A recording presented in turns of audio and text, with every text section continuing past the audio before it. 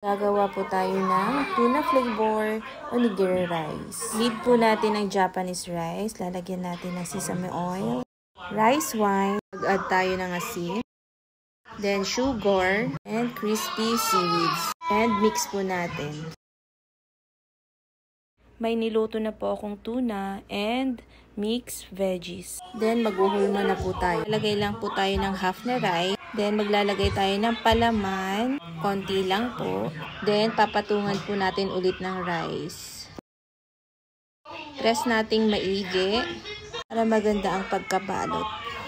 Pwedeng gumamit ng ibang rice at na-try ko na. Kaso ang hirap balutin. Nababasag kasi. Unlike pag sa Japanese rice, para siyang sticky rice, buo siya. At syempre, mas masarap ang lasa pag Japanese rice.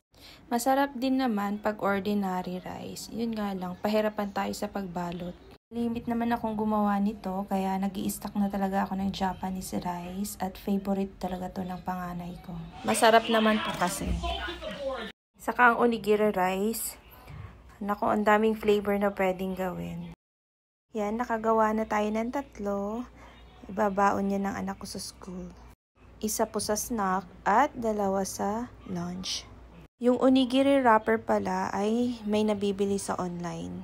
Bali wala pa akong nakikitang onigiri wrapper dito sa grocery stores. Nung una may nabili ako sa online pero ang pricey. Kaya nagpahanap ako sa pinsan ko sa Taiwan. Yun lang po. Bye!